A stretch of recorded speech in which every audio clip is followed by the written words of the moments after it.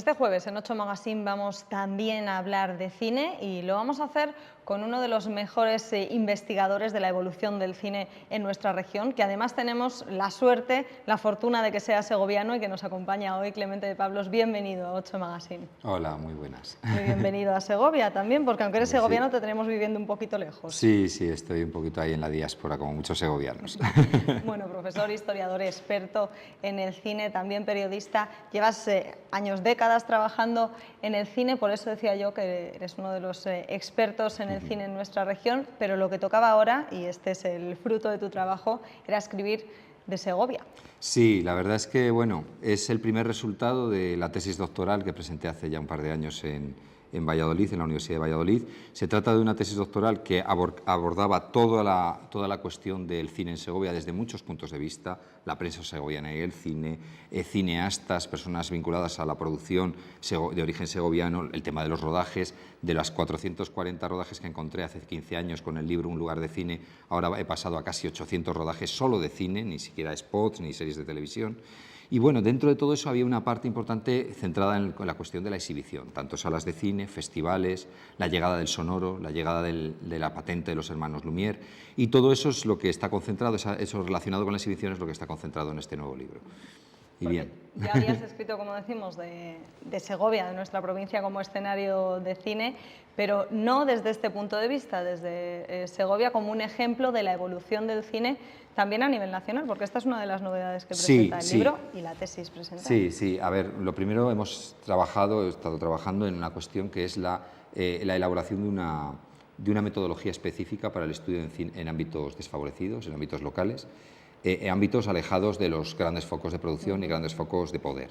Entonces, este método, que sería el primer capítulo de este libro actual, sería algo que puede ser utilizado para otras provincias de nuestra comunidad, pero también puede ser utilizado, por ejemplo, para alguien que esté investigando sobre cine africano o esté investigando sobre otras cuestiones. Son elementos muy sencillos, pero que hablan, por ejemplo, de qué significa a veces que una fuente te diga un no, que no siempre significa no, o por ejemplo cómo crear tus propias fuentes, es algo por ejemplo interesante. Y también pues cómo los resultados a veces tienen que estar vinculados y cómo ofreces los resultados y a quién se los das, y la posibilidad de que esos resultados sean algo abierto es algo importante en algo que tiene que ver con estudios locales, en ámbitos donde no hay demasiada información ni demasiada documentación. Entonces, ese ha sido el primer trabajo aquí, y luego, claro, para estudiar la exhibición en la provincia de Segovia me ha tocado estudiar la exhibición en España, porque la exhibición en España es el gran desconocido de la bibliografía sobre cine en nuestro país. Todo el mundo hablaba de que en los años 80 había habido una crisis debido al vídeo, y esa crisis era una auténtica mentira. Y hasta que yo no he ido a los archivos, he cogido y he vaciado todos los datos que había sobre exhibición en España, sobre recaudación, sobre espectadores en la Filmoteca Española, y he ido viendo esos datos comparados con Segovia, no me he dado cuenta de que todo era una gran mentira, que todo el mundo hablaba de oídas, y que en realidad el cine español tuvo 3 crisis diferentes, y luego que Segovia se convirtió en el año 1985 en la primera provincia española, capital de provincia española, sin quedarse sin sala de cines, por algo que no tenía nada que ver con las otras 3 crisis que había tenido el cine español. Entonces, bueno, pues es bastante llamativo, y era la primera vez que alguien se metía a ver datos y a analizar esos datos, claro. Bueno, todo esto que nos puedes contar hoy así tan fácil es el fruto de muchos años de esfuerzo y de trabajo. 10 años llevas trabajando en esa tesis, aunque ahora vemos este formato, digamos, para todos los públicos, para el gran público, en el libro Luces de otro tiempo. Hablábamos de ese guiño para los estudiosos, pero yo sé que el público en general va a encontrar muchas curiosidades que le van a llamar la atención en el libro. Claro, el libro, lo primero, a mí me parece lo más bonito, es que cuenta la historia de 160 salas, las 160 de las que hay documentación. Una de las cosas que hemos encontrado también y que hemos estado trabajando es todo el tema que tiene que ver con las salas piratas. Había un montón de salas que no tenían permiso o que utilizaban la triquiñuela de conseguir un permiso de ambulancia, un permiso de cine ambulante, que era mucho más fácil de conseguir, y luego proyectar en sala estable aunque el permiso de la ambulancia. Era algo bastante habitual en localidades muy pequeñas.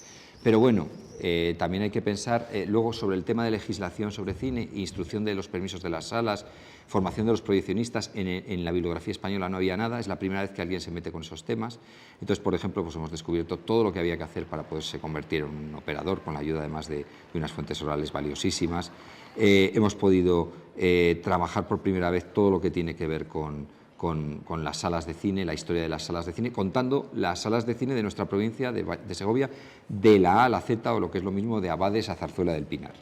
Bueno, pues en ese recorrido de la A a la Z veíamos precisamente en esas imágenes que veían en sus pantallas uno de los cines, el de Carbonero el Mayor, del que también conoce la historia. Sí, sí, en Carbonero el Mayor yo localicé 3 cines. El primer cine perteneció al cine del que han salido las imágenes, al padre del propietario de ese cine, que era don Saturio Moreno Luengo, y este señor, pues, en lo que era una especie de sociedad de socorros mutuos, que originalmente había sido Casa del Pueblo de la UGT, luego fue Sociedad de Socorros Mutuos, ahí empezó a proyectar, con el nombre conocido de esa sala de Cine Imperial.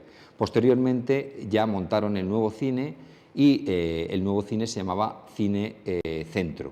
Cine Centro, que es el que ha salido a las imágenes, y que el hijo de don Saturio Moreno, Mariano Moreno, una persona encantadora que me ha ayudado muchísimo, esa persona lo cuida y lo tiene con un primor que yo creo que, bueno, solamente para poder hacer rodajes allí, para hacer visitas turísticas, debería ser un sitio que nuestras instituciones se molestasen en cuidar y en proteger, porque es una auténtica maravilla como lo tiene, y con el primor y el cuidado que tiene este hombre ese lugar. Y luego, bueno, pues él tuvo muchos problemas. Una de las cosas que hablo aquí es de todas las corrupciones institucionales. Su padre, don Saturio Moreno, tuvo muchísimos problemas porque se montó otro cine, el Cine Martín, y ese cine estaba animado, estaba protegido por familiares, estaba animado por gente que era familiar del alcalde. Eso mezclado con que además en un momento dado se cruza por ahí también el párroco, y los párrocos tenían mucho poder también con la cuestión del cine, que es otra cosa que abordo en el libro, pues al final le hicieron un poco competencia desleal a don Saturio Moreno, y tuvo que intervenir el gobernador civil, el director provincial de Educación y sindicatos, el Sindicato Nacional de Espectáculo de Falange, tuvo que intervenir para poder proteger a este industrial que, bueno, pues que se cometieron diversos abusos con él, que cuento en el libro, como otras cuestiones más, pero vamos, ha sido casualidad que salía esta imagen y me he acordado de la historia de una sala y de las 160 que cuento aquí la historia. Lo que vemos, sobre todo con esos tiras y aflojas entre distintos empresarios, o incluso con las, digamos, autoridades del momento, reflejan el interés que había por el cine. Esa cifra que les decíamos, 160 salas documentadas en la provincia, es otro ejemplo. ¿Qué ha pasado por el camino? Bueno, pues lo que ha pasado es, yo creo que por un lado el desinterés institucional. Es muy triste asistir a que se reforman cines, pero deciden no reformar la máquina o retirar la máquina. Es muy triste. También es cierto que la producción ha cambiado. Ahora mismo nadie produce ya en celuloide ni se distribuye en celuloide. Desgraciadamente eso no ha repercutido en un abaratamiento de los precios, ni para los industriales que proyectan, ni tampoco para los espectadores que van a las salas. Ahora mismo producir cine y distribuir cine es tremendamente barato. O sea, quiero decir, el precio de un billete de una entrada de cine tendría que estar costando un 10%, o sea, el 10% de lo que costaba hasta hace una década.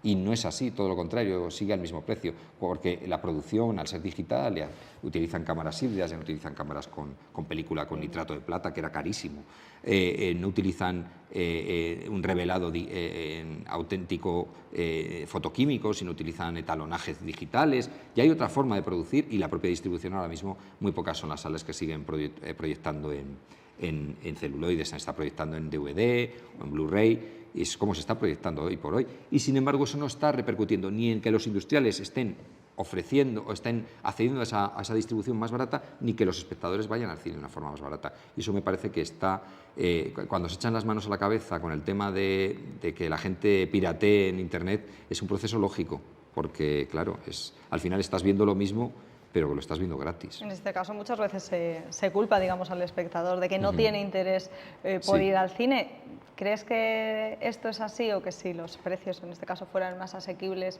o más acordes a esta época en la que la distribución es más fácil, las salas estarían llenas? Yo creo, la prueba está en esto que se ha hecho, estas semanas de cine que se han hecho, que bueno, que las salas estaban a reventar, y eso que había que inscribirse, y era un poco lío, pero aún así la gente, por un módico precio, quiere soñar a oscuras con otra gente desconocida, y ver una película en una sala de cine preparada con el sonido adecuado, a mí me parece que es una experiencia única. Todos recordamos la primera vez que fuimos al cine. Nadie recuerda cuál fue la primera película de vídeo que vio. Hemos hablado de la situación de la provincia, hemos hablado de ese ejemplo del cine de Carbonero. No me gustaría que nos despidiéramos sin hablar de los cines precisamente en la capital. También veíamos en las imágenes algunos espacios que albergaron salas de cine o proyecciones y que en la actualidad pues ocupan otros espacios, digamos, o se dedican a otras cosas. Por ejemplo, ese Teatro Cervantes que ahora mismo está Es muy triste la historia del Cervantes, es una de las historias más tristes porque yo creo que el Juan Bravo es un teatro magnífico, pero el Cervantes era el más segoviano de todos, desde ese esgrafiado que dirige su fachada, que aparece en su fachada, hasta todos los elementos que tiene, el interior, los cortinones que tenía y, por supuesto, los desaparecidos tristemente frescos de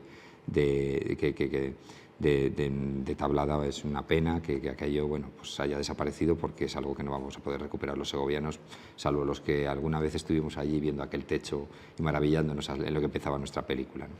Pero bueno, yo creo que es una tristeza. Y luego es una tristeza también que te obliguen a ir a centros comerciales, a las afueras, a usar el coche para ir al cine, cuando precisamente ir al cine era bajar al centro. Y bajar al centro para un segoviano es ir por la calle Real, lógicamente, que era, quiero decir, para ir al cine había prácticamente, menos cuando ibas a los Misioneros, pues era normalmente bajar al centro de la ciudad, al salón de nuestra ciudad, en el sentido no del paseo del Salón, sino digamos a la parte noble de nuestra ciudad, por donde todos los segovianos nos encontramos y nos saludamos. No podemos evitar ese mensaje de nostalgia cuando hablamos entonces de la evolución cinematográfica en Segovia, en el caso de la exhibición. Sí, sí, es cierto. Es una pena. Pero bueno, no nos queremos poner tristes porque el motivo que nos trae hoy aquí es muy bueno, es la presentación de este libro. Ya lo has estado presentando en Valladolid, por ejemplo, pero vas a estar en Madrid y de hecho el sábado estarás aquí en Segovia hablando con todos los segovianos. Sí. A las 12:30 en el Palacio de Quintanar, un lugar magnífico. Me han brindado las personas responsables de a través de la Fundación Siglo, me han ofrecido todas los apoyos y el gremio de libreros de Segovia se ha portado estupendamente y allí lo presentaremos. Clemente, solo basta hablar contigo unos minutos, seguro que se han dado cuenta todos los espectadores de que eres un apasionado del cine. Y después de este trabajo, ¿estás pensando ya en otro? Sí, la universidad ha quedado muy contenta con este trabajo y me han hecho una nueva propuesta de aquel trabajo que hice hace 15 años sobre rodajes en Segovia, pues con unos presupuestos más científicos tal vez, con un montón de datos nuevos que tengo, con más rodajes, por ejemplo, muchos rodajes de películas del oeste en la provincia de Segovia, pues volver a sacar algo sobre rodajes desde otro punto de vista y con más datos y con más películas. Te esperamos cuando esté ese trabajo listo. Muchas gracias por haber estado con nosotros. A vosotros, gracias. Si ustedes tienen más dudas o quieren seguir conversando con él, ya saben que va a estar este sábado a partir de las 12:30 en el Palacio de Quintanar presentando este libro, Luces de otro tiempo. Y así nosotros comenzamos el repaso por las propuestas culturales del fin de semana, como siempre, con nuestra agenda.